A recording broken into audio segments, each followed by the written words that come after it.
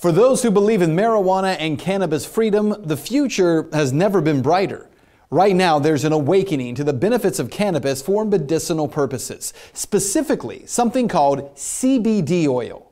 But is the new CBD craze being manipulated by media and politicians?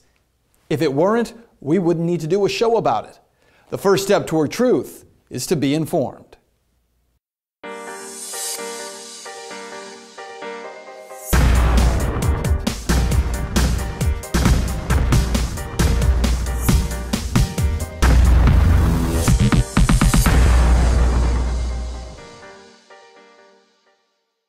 The CBD oil. You've probably heard of it by now, thanks to CNN's Dr. Sanjay Gupta.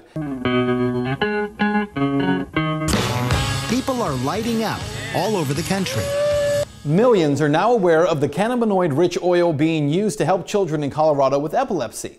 Especially this one little girl, Charlotte Figge, after whom the Charlotte's Web strain of cannabis has been named. It's okay, baby. This is their daughter, Charlotte, having a seizure.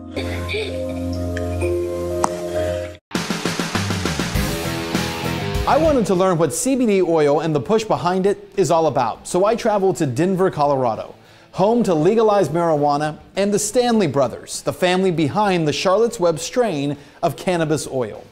They were the ones to prove in Charlotte Figge's case that CBD-rich cannabis oil can prevent seizures in children. We had this strain that we were actually going to use for cancer patients because studies have shown that CBD helps stops the metastasizing of cancer. So we went ahead and tried it because we knew it was very low in THC, and after she had it a week later, she went a week seizure-free. Yeah, kitty. The child, who had had 300 seizures a week, was now down to just one every 7 days. Charlotte Figge's life was transformed by CBD oil. Now, to understand what is unique about CBD oil, you have to understand what a cannabinoid is. Now, in marijuana, there are multiple cannabinoids, including THC, CBD, CBN, CBA, and over 160 other compounds in the plant, including terpenes from the plant that create the most effective medicine. Now, to be clear, in order to get a high from cannabis, you need to have a high level of just one cannabinoid, THC. Again, that's just one particular cannabinoid. Now, in the Stanley's case, they began growing cannabis with lower levels of that cannabinoid, THC, and higher levels of CBD. The CBD is known to be a neuroprotectant. It's also one of the few things that causes neurogenesis. So it's not just seizures that this helps in epileptics, it's autoimmune disorders, whether that's cancer, Crohn's, lupus. There's so many different types of things. It's a huge anti-inflammatory, so all kinds of people would love to have this. Today, in these stunningly short time since Charlotte Figge's story became famous, the Stanleys have thousands of patients on a waiting list for their CBD oil. As you can see, it drips down. We're able to recapture the alcohol so we can reuse it. When it's done, we're left with an oil that is more like a molasses. In fact, there are thousands of families who have already uprooted their lives and moved to Colorado for the CBD oil. Thousands more are on the way. They're called cannabis refugees.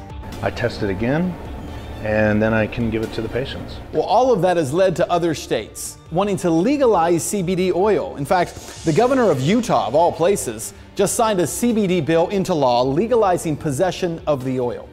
In addition, a bill in Alabama has now passed the legislature. It is awaiting the governor's signature to be signed into law in that state. In fact, lawmakers in Kentucky, Florida, South Carolina, Wisconsin, and many other states either have or will now consider CBD bills just this year.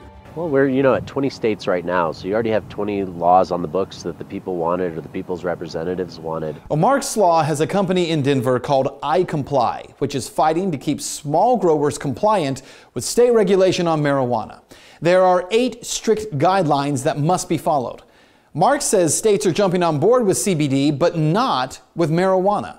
So I think what politicians certainly don't realize when they're trying to play to where the puck was and not where the puck is going to be is that regulating just one compound greatly underserves most of the patients who really need this medicine.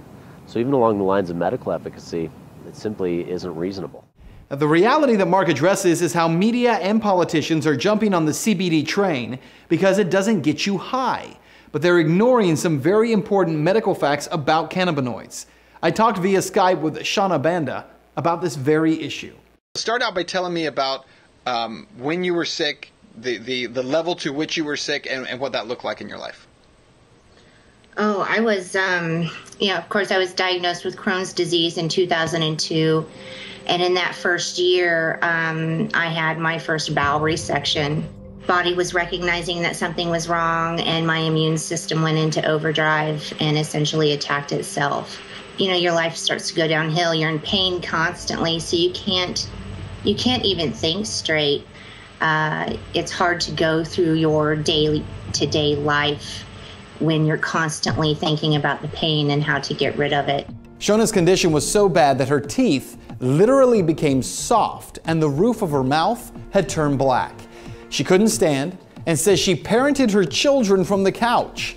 Described like having a stomach flu every day for years, despite all the medications and the doctors. Shauna was rotting from the inside out. Shauna's breakthrough came when she saw a YouTube documentary, Run from the Cure by Rick Simpson, which explained how to extract CBD and THC oil from marijuana. In 2001, my family doctor informed me that there was nothing more they could do. They had nothing left to try on me, so I was on my own. Shauna had started smoking marijuana just to be able to function, but she wasn't getting better. Shauna's husband at the time, he wanted to get her a vaporizer, but that vaporizer became the road to so much more. He went and got me a very old-fashioned glass dome vaporizer from the 70s, and I was reading a book, and I pinched off that hose way too long, and oil started forming on the dome. And he went out and got me a spatula, and I started to scrape it out 3 times a day, and I put whatever I could get into a gel cap. And within 3 days, I didn't need the use of my cane anymore to walk, and I started healing quite rapidly. So rapidly that I started to write a journal. That journal would become a book, Live Free or Die. Shauna's mantra for her own life and the lives of the people she continues to educate across the country on the benefits of cannabis oil today. But politicians and media are making CBD oil out to be the kind of good kind of cannabis, while arguing that THC is the bad kind of cannabis. Now listen, while that's not how any of this works, that is the case that is subtly being made. As that happens, 2 forces will likely come into play. Keep an eye on. Number 1, in order to push the market away from the small sellers and the harvesters of CBD oil, states, along with the feds, will likely create a regulatory climate that is so difficult to manage that they will, through cronyism, force CBD oil into the hands of a few, which in turn limits supply and then forces the price of the oil to rise considerably. Number 2, big pharmaceutical companies will likely begin putting out a safe and legitimate form of CBD oil. And that is already starting to happen. GW Pharmaceuticals out of Great Britain has been producing Sativex, which is a 50-50 blend of CBD and THC. They have no real research behind whether or not 50-50 is even the right ratio, and they certainly don't include the other terpenes or other chemical compounds from the cannabis plant. So we could see the bone get tossed to the pharmaceutical dog. It's certainly a possibility, but I think if more people take a stand for really descheduling marijuana, regulating it in a manner similar to alcohol to allow adults who are already out there, supply and demand economics, wanting this plant and providing a safe way to be able to provide it, is really the best model to move forward with. So what you need to know is where the U.S. government actually stands on this issue. Cannabis, marijuana. Today, it is still a Schedule I drug. That means, according to our government, it has no medicinal use whatsoever and has a high potential for abuse. Now, does our government really believe that?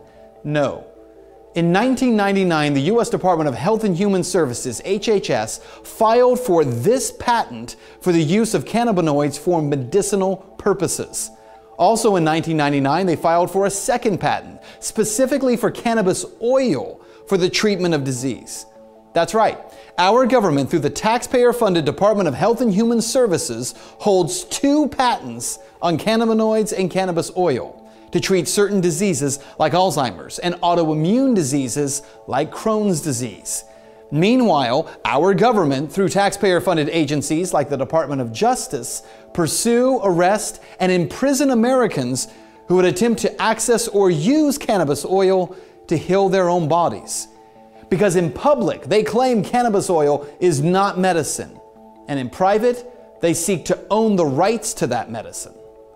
Truth means that humanity is greater than politics.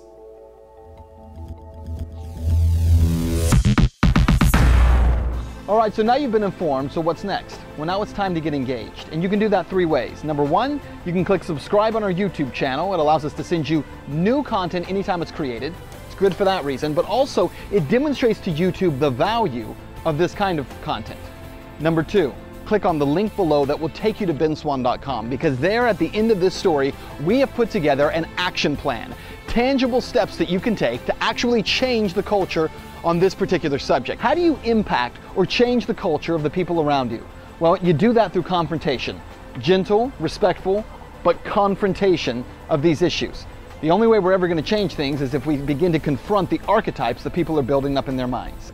Finally, if you are not contributing to our project yet, I'd ask that you consider doing so. If you go to benswan.com/contribute, there you're going to find how you can help us to create more videos just like this one. This particular CBD video was created through crowdfunding, which means that thousands of people across the country believed in what we were trying to do and contributed hard-earned dollars to help make this happen. It doesn't just happen. And as you know by now, media is just not going to simply talk about this subject in an honest way. If we want truth in media, we have to make it happen. And I'm asking you to partner with us to do so.